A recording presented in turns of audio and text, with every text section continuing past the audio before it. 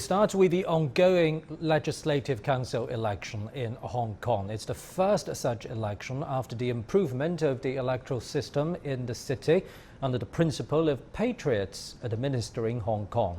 Polling stations are open, including 3 on its border with Shenzhen for the convenience of Hong Kong voters on the mainland. For the latest on that, let's cross live to our reporters Zhu Dan and Zhou Jiaxing in Hong Kong and Cao Bing in Shenzhen. Let me start with you, Zhu Dan. I believe you're at the Hong Kong Convention and Exhibition Center polling station. Give a sense of the atmosphere around there. Yes, I'm in Hong Kong's Convention and Exhibition Center, the largest polling station, and will also become the central counting station after the polls finish on Sunday. We're seeing Hong Kongers head to the polls for the Legislative Council election, the first under the improved system whereby only patriots administer Hong Kong. Polling stations open between 8:30 a.m. and 10:30 p.m. A total of 153 candidates are vying for 90 Legislative Council seats.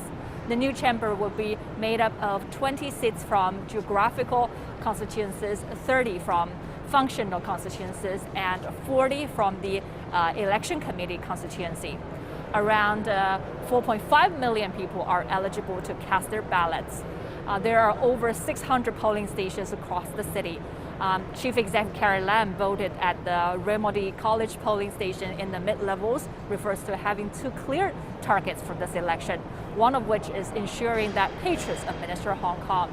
She says that has been met through the design of the Candidate Eligibility Review Committee. All the 153 candidates could meet this requirement. You can see that they come from a very diverse background with very different opinions on the range of issues. She named her second target as ensuring the election is as efficient and people-focused as possible. In addition to being fair, open, competitive, and honest, we also spoke with some Hong Kong residents here. Gloria Chan, a lawyer, has just voted, says she did so out of civic duty. She adds this election feels safer than the last one in 2016, and that she respects the newly improved system as she loves Hong Kong and the whole country. Thank you very much, our reporter Zhu Dan in Hong Kong. Now let's go to Jiaxing. Jiaxing, I believe you are at another polling station in Hong Kong. Tell us more about the situation there and the agenda for voting for the geographical constituencies in the city. Yes, right. I'm outside one of the local secondary school, which is now used as one of the 630 polling stations that is specifically, as Zhu Dan introduced, the geographical constituencies. Now, each constituency would have 3 to 5 candidates, and only 2 will be finally returned to the Legislative Council. Now, in this Kowloon Central constituency, where I'm now, we've got 3 competitors. One is Starry Lee Wai-in, the incumbent legislator, also the chairwoman of Hong Kong's largest pro-establishment party, and the other 2 are non-party affiliated. Not more than 45,000 citizens have registered to vote for them, and most of them, as we approach, as you know, it is now approaches to the noon, we've seen more and more people voting for them, and actually we've saw some elderly people come to the polling stations quite early, and they can receive 1 ballot and a stamp used to tick 1 candidate. And for those professionals in different districts, they would have additional votes for those candidates per functional constituencies. So now we've also seen that a dozen of police officers exercising the patrol in the neighborhood through the day.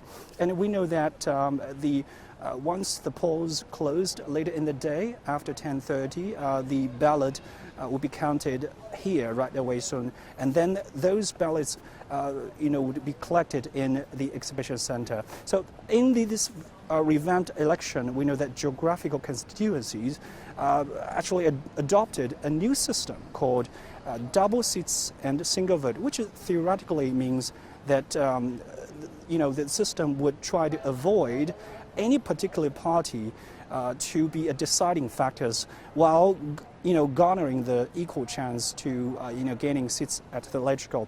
But some critics would say that there could be the number of members from the geographical constituencies now is proportionally smaller, but we know that 20 seats from that constituencies combining with 30 seats from the functional constituencies are actually in fact holding veto power, which is 50 against 40 of election committee constituencies when it comes to any motions or bills based on the legislative one single major vote system. So this design is expected to ensure diverse views are attached importance.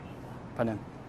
Thank you very much. Our reporter Zhou Jiaxing in Hong Kong. Now, as we just reported, 3 polling stations are also open on a border between Hong Kong and Shenzhen on the mainland. This is unprecedented for Legislative Council elections in Hong Kong. For more on that, let's cross live to our reporter Cao Bing in Shenzhen.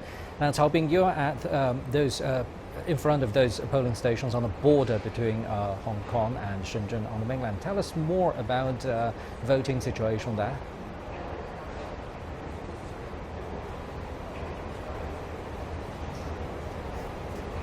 Yes, Pandem. First of all, voting must be casted on-site in a polling station inside Hong Kong, which means it is really hard for those living on the mainland to return and cast their vote, because the current epidemic prevention and control measures require as long as a 14-day-long quarantine period for whoever coming in from Hong Kong. To solve that problem, Hong Kong officials have decided to set up 3 polling stations at the border checkpoints to make it easier for those Hong Kong residents living on Chinese mainland to cast their ballots. And CGTN has got the special permission to be here at one of those 3 checkpoints. This is the 14 checkpoints, which is bordering Shenzhen City and Hong Kong. As you can see, this place is already set up for people to cast their votes. As you can see, people are getting inside. All what a voter needs to do is get to the customs, cross the border to Hong Kong, go to the polling station, vote, and come back. The whole process takes less than half an hour, I suppose. And what's worth mentioning is that the process is managed under a closed loop to prevent COVID and also eliminate the quarantine period. Meanwhile, these 3 polling stations are not only serving eligible voters from nearby cities like Shenzhen and Guangzhou, but also people from all around China, including Beijing and Shanghai. Voting hours is the same as anywhere in Hong Kong, from 8:30 a.m. to 10:30 p.m. When polls close, these 3 border checkpoint polling stations will become counting stations, and according to officials, to increase the transparency of the voting, the whole counting process will go live on TV and online. Back to you, Panda. Thank you very much. Our reporter Cao Bing in Shenzhen. Staying with the topic, earlier our reporter Zhou Jiaxing talked to a voter and some candidates in Hong Kong. They expressed their concerns and hopes for the future. 32-year-old Jordan Tsang says compared with previous years, voter enthusiasm is low, especially among young people.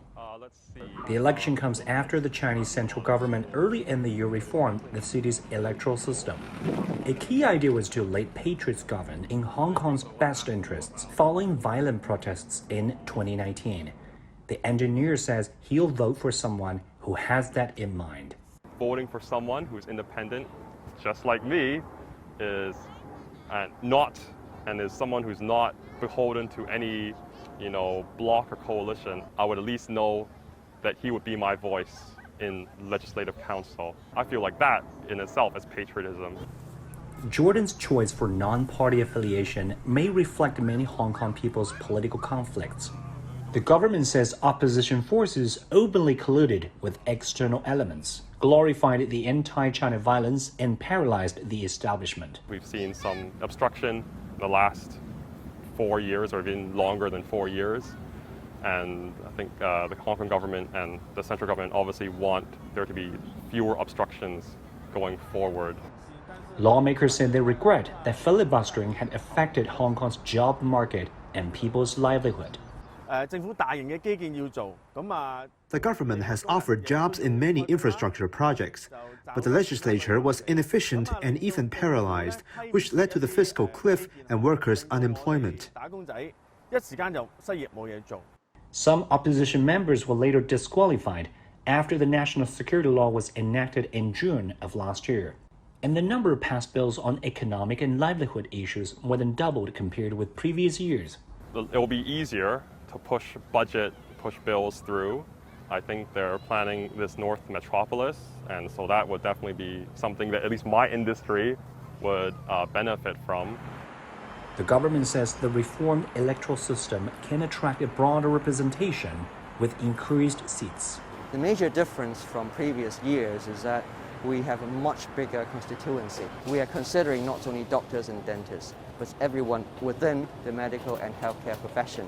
That gives us a much broader view of the development of medical and healthcare system of Hong Kong. For security concerns, Jordan asked us not to film him at the polling station, and the shadow threat still troubles some lawmakers.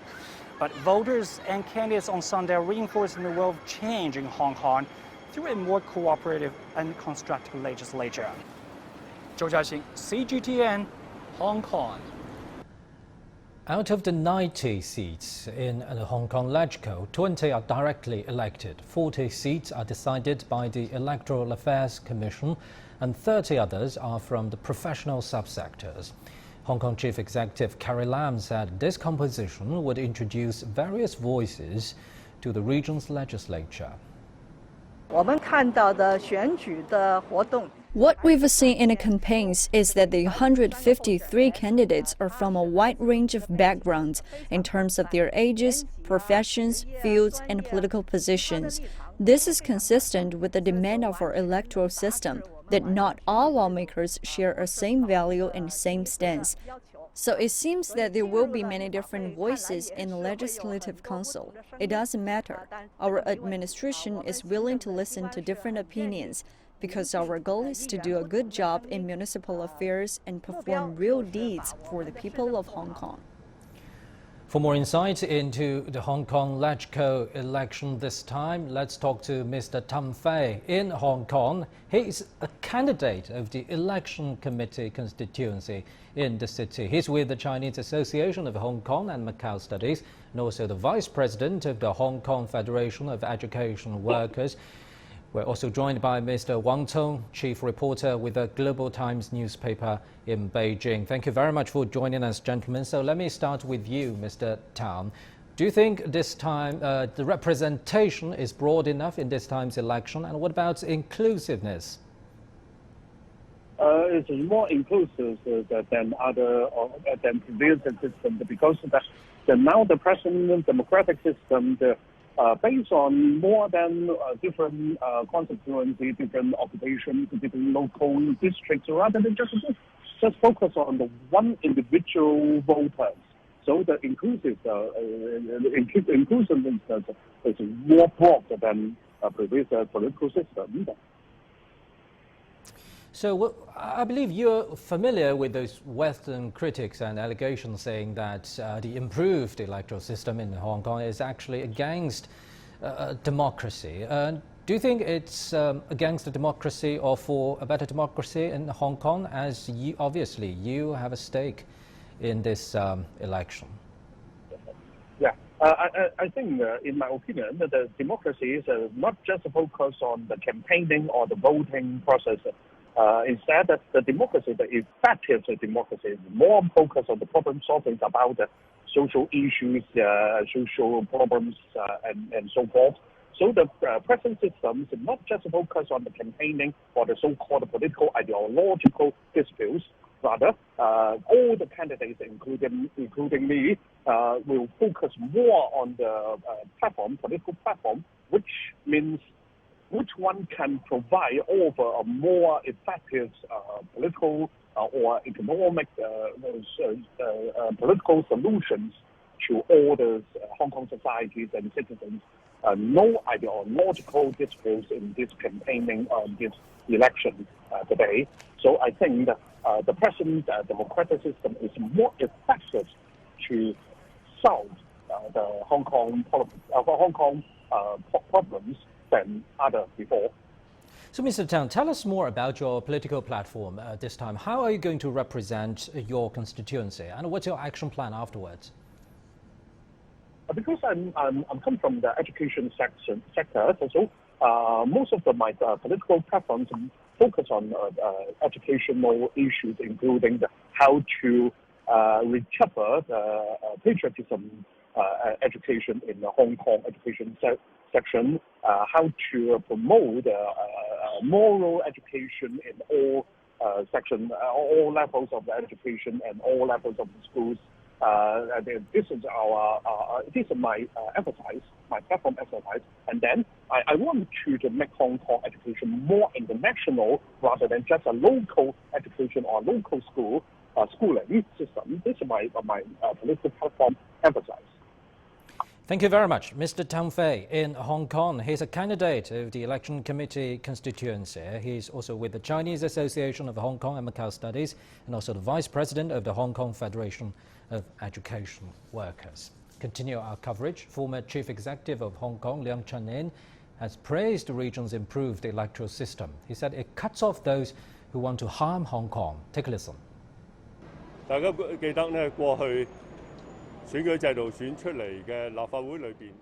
We can remember that some legislators from the Legislative Council elected under the past electoral system often carried banners and rushed towards a rostrum. They had refused to fulfil the responsibilities as legislators of the Legislative Council of Hong Kong. They overstepped the government's power and even acted against Hong Kong and the nation, who were willingly utilised by some Western countries. Now we have the first election for the Legislative Council since the improvement to the electoral system. The significance of us standing out to vote is not only electing those with virtue and capabilities, but it's also saying no to the time-wasting Legislative Council and some legislators under the past electoral system.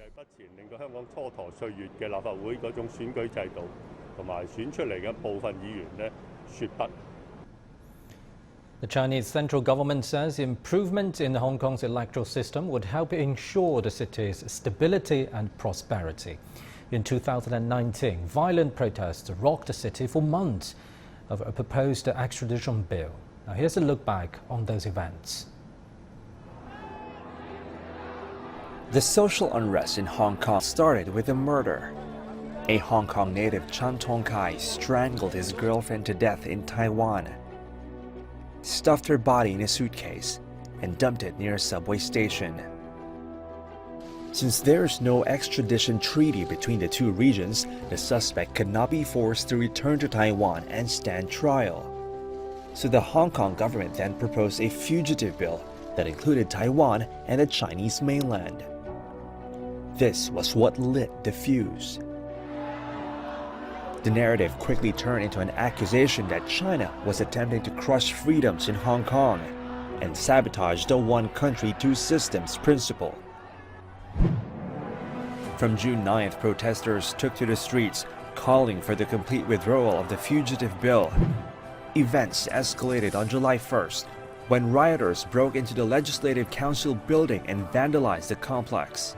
They also defaced the national emblem at Beijing's liaison office in Hong Kong on July 21st. A month later, Hong Kong Chief Executive Carrie Lam said the bill was dead. But protests continued. Large crowds paralyzed the international airport in mid-August and caused the cancellation of hundreds of flights. Lam announced the complete withdrawal of the fugitive bill on September 4th. 特區政府會正式撤回條例草案，完全釋除市民嘅疑慮。 Yet violence and vandalism worsened. For more insights, let's talk to Mr. Wang Tung, chief reporter with the Global Times newspaper. Thank you very much for joining us, Mr. Wang. So talking about those events in Hong Kong back in 2019, you covered those events extensively from Hong Kong. Now looking at the city's current situation and compared to what happened 2.5 years ago, would you say the city is a safer and more stable place? Definitely. I mean, over the past several months, I've been in close contact with friends and former sources in Hong Kong, and they describe the situation in Hong Kong now in two words: New Hong Kong, and where it should be in terms of as a special administrative region as well as part of China. Here, that is reflected in all of the social, economic, and political developments. As I remember, in 2019, in the summer, I spent about 2 months there, and we witnessed the chaos, the violence, the destruction, the hatred there. But now, over the past 1 year or so, the society order has been restored. And we've seen that because we haven't seen the violence, the protests, over the past several months or so. Also, economically, in 2019, the Hong Kong local GDP contracted for the first time in decades, and also the number of visitors to Hong Kong fell by half. Now, over the past 6 months, in the first half, Hong Kong's GDP rebounded by 7.8%. And the unemployment rate has got down to 4% or so. That is in spite of the COVID-19 pandemic. Also politically, we're holding the Legislative Council elections now without all the theatrics, the chaos. Just over the past several days, I saw the national emblem was installed again in the Legislative Council in preparation for the sworn-in ceremony without any violence or disruptions. So I think it's completely new situation there, and it's for the best. So what do you make of the Western narrative saying that the improvement in Hong Kong's electoral system is actually marking the end of the one country, two systems principle in Hong Kong? Do you think that's the case? Well, obviously, in Hong Kong and on the mainland, we have two completely different systems. In Hong Kong, over the past over a century or so, the historic background under the British rule, we have a capitalist system there, whereas in the mainland, we have a socialist system with Chinese characteristics. So in Hong Kong, they have a different electoral process, obviously, than the mainland. Also, another fundamental difference is that on the mainland, we have a national democracy of a sovereign state. Hong Kong is not a sovereign state; it's a part of China. So those two fundamental differences, brings us to the one country and two systems. We have a one country, but we have two different systems there. In that sense, Hong Kong is not comparable to the mainland system, but comparable to more like Guangdong province. And the one country, two systems ensures that because to ensure stability and the social and economic development in Hong Kong, we want to continue that system that has been working for Hong Kong over the past years and so. So with that, they have the electoral systems like today, the Legislative Council. However, no matter how different the systems are, we have to still govern by the one country and two systems. That's where it got wrong over the past, several elections. That many used the platform to spread secessionist ideas and actions. So with the improved system, now hopefully Hong Kong can go back to the one country and then enjoy their high degree of autonomy, where it can ensure stability and long-term social and economic development. And Mr. Wang, let me refer you to words from Hong Kong Chief Executive Carrie Lam. She says this election, of course the LegCo election, will be an important departure for Hong Kong to move forward. So how do you understand the significance and the long-term impacts of this time's LegCo election in Hong Kong? Well, definitely. Today opens a new chapter for Hong Kong in many aspects. When we talk about the the riots over the past years, including in 2019, part of the problem is root cause. Actually, is from the Legislative Council, where many council members did not do their job to provide sensible solutions to local issues, but use the platform, use their jobs to engage in secessionist actions and kind of fan the flames and even spread the fear within the Hong Kong society, and that kind of caused the social unrest. And then they cannot even pass common sense issues, including a lot of to address a lot of Hong Kong's local problems, housing, economic development, all that. So with the improved election, this is the first Legislative Council election after the central government, the National People's Congress adopted the new improved legislative electoral system. With that, we can guarantee that only patriots can govern Hong Kong, and with that, we can first we can see that the anti-mainland secessionist legislative councils will be pushed out, and with that, all the people, all the members who can focus on the social and economic development issues for Hong Kong for the long term. Thank you very much, Mr. Wang Tong, Chief Reporter with the Global Times newspaper in Beijing. And CGTN will keep you updated on Hong Kong LegCo election throughout the day. You're watching Global Watch on CGTN. Coming up.